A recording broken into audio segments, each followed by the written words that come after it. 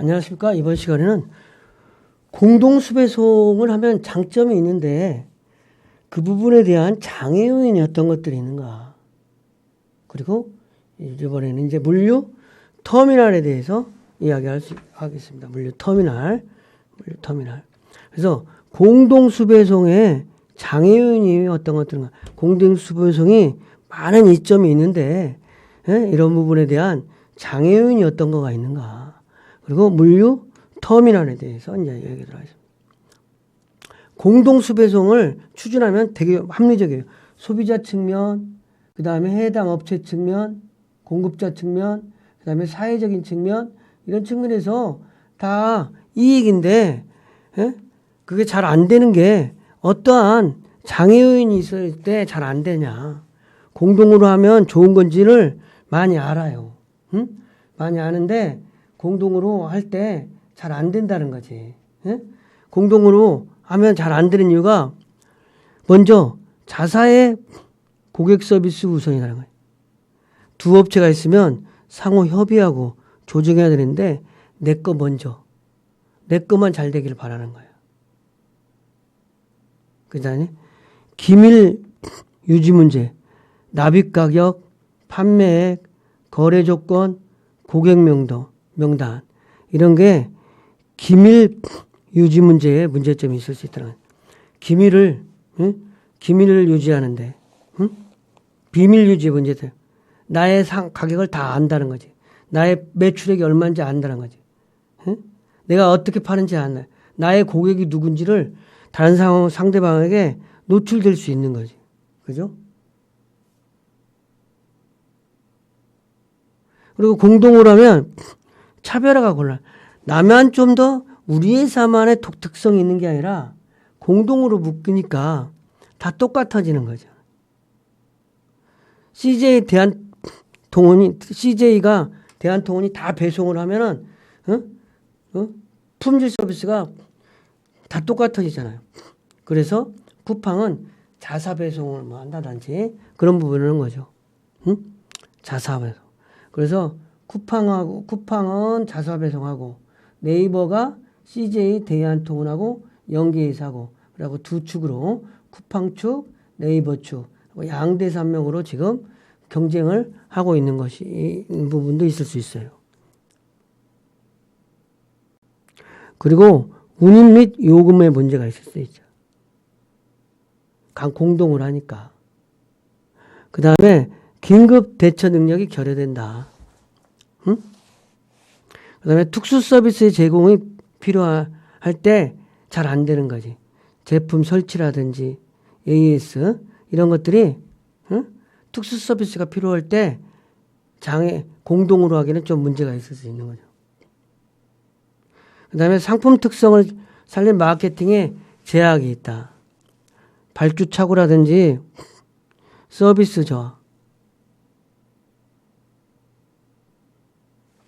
물류 공동화 성공을 위해서 참가 구성원 전원 후 공동화에 대한 욕구와 자사만의 이해가 아닌 전체적인 관점에서의 합리성을 추구해야 된다.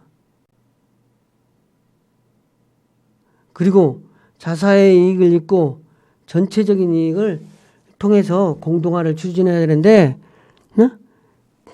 자사가 우선이려고 하고 그러면 잘 안 되는 거지.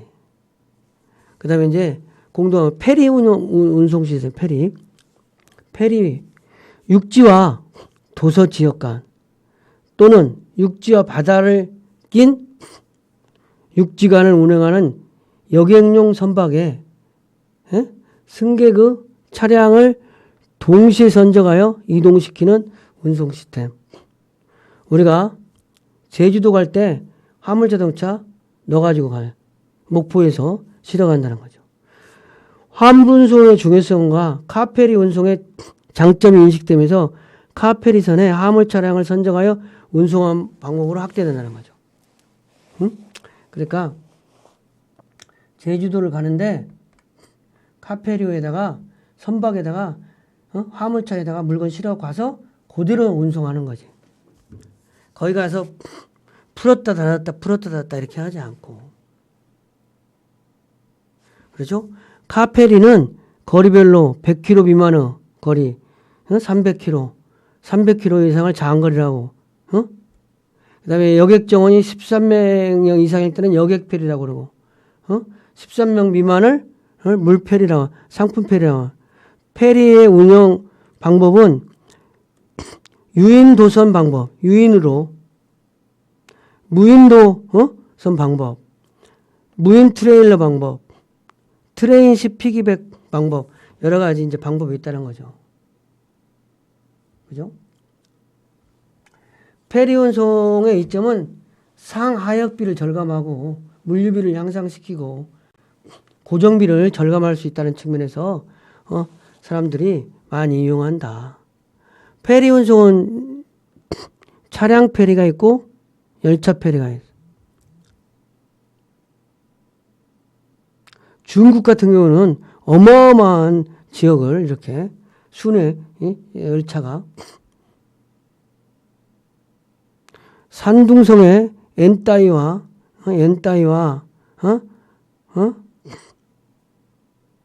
자우튼 라오닝성의 리슌커우를 운영하는 중대버의 유로치 열차가 성공적으로 했다. 이렇게 가는.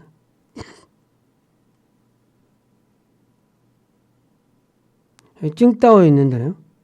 찡따오, 지난, 텐진을 해서. 그러니까 여기서 여기 가까운데, 그죠? 여기서 또 페리 오냐. 인천 찡따오.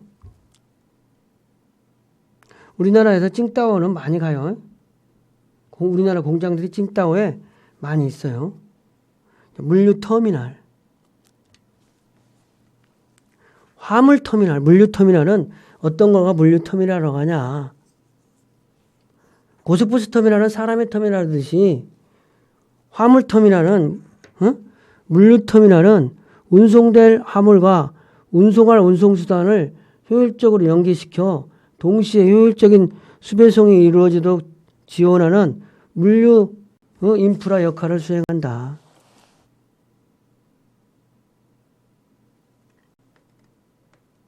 물류터미널은 화물의 집하, 하역, 분류, 포장, 보관 또는 통관에 필요한 기능을 갖춘 시설물을 말한다.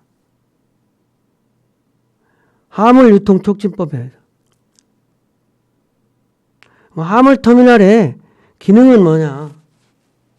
화물터미널이 고속버스 터미널이 고속 승객들을 다른 지역으로 이동하듯이 화물 운송을 중개하는 거야. 그죠? 그리고 화물 일시적으로 보관도 해. 물론 크로스 물류센터는 다 물건이 와가지고 다 바로바로 배송시켜서 창고에 아무것도 안 남는 것이 원칙이지만 물류센터가 상품 보관 기능도 일부 한다. 그 다음에 운송수단의 연계 기능들. 화물차에서 철도로 뭐 이런 거.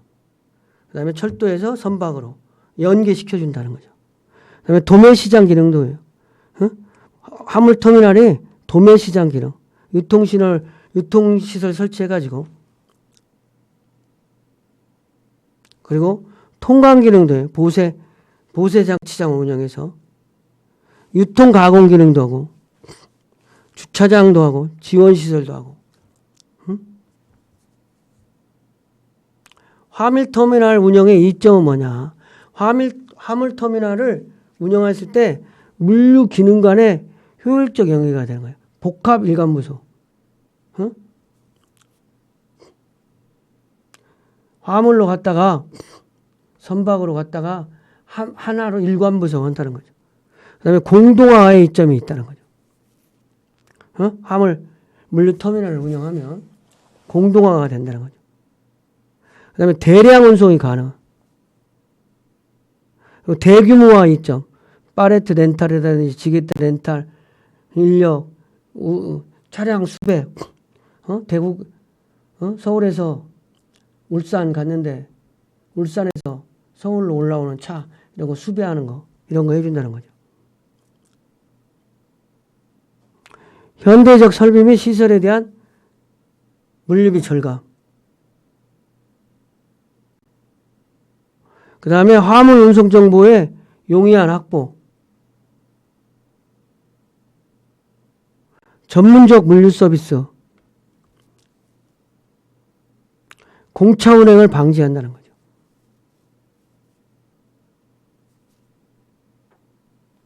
우리나라 물류 터미널은 어떻게 하냐? 컨테이너 전용, 컨테이너 터미널. ICD 컨테이너 데파트. 내륙 데파트. 내륙 데파트 간이터미널 물량을 소규모로 이동하는 지역 간의 컨테이너를 보관하는 것. 그다음에 복합터미널은 군포 복합터미널, 양산 복합터미널, 호남 복합터미널 이런 게.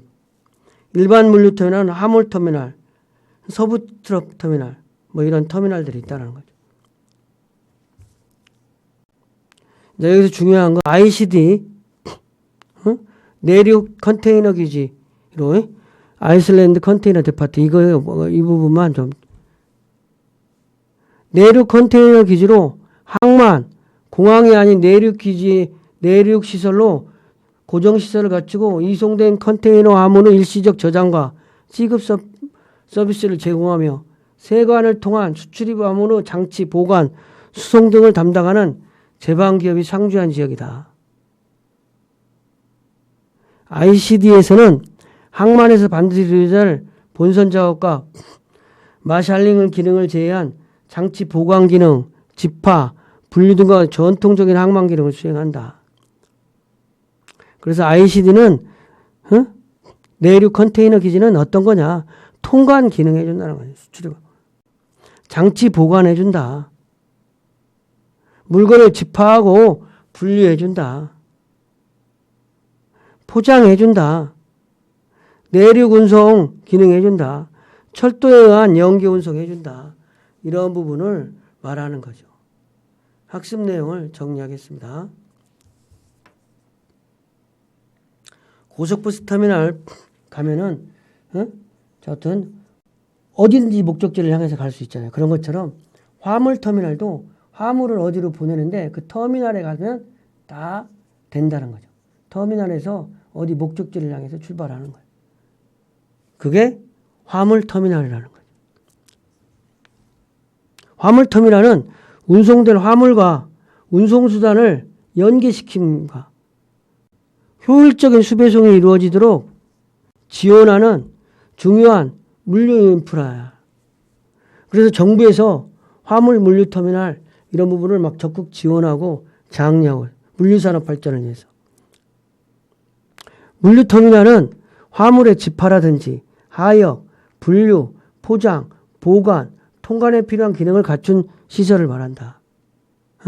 거기서 화물만 운송하는 게 아니라 집화도 하고 하역도 하고 분류도 하고 포장도 하고 보관도 하고 통관도 하는 물류 전반적인 업무를 같이 수행한다는 거죠. 그죠? 그럼으로써 화물터미널의 기능은 어떤 거냐? 화물운송 중개 기능을 하는 거죠. 고속터미널 하듯이 화물만 터미널하는 거예요. 그리고 보관 기능, 보관도 해줘. 상품 일시적으로 터미널에서는 일시적인 보관만 해. 장기간 화물터미널에 보관한다는 것은 좀 문제가 있잖아요.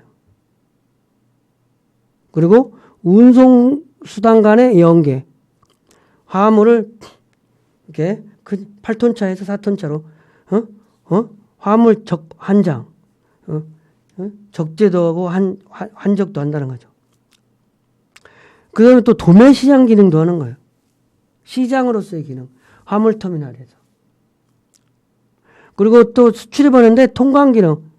보세장치장을 운영하면 그 컨테이너체로 통관 기능을 같이 해주는 거죠. 코엑스의 공항터미널에 사람이 거기만 하면 공항차 타고 가면은 바로 수석 안 받고 비행기 타듯이 이렇게 통관한다는 거죠. 유통 가공 기능, 주차 그다음에 지원시설, 자동차 정비, 주유소, 편의시설. 그래서 화물터미널에 또 편의점이 되게 잘 돼요. 편의점. 화물터미널의 편의점. 이런 부분이 잘 되고 있어요.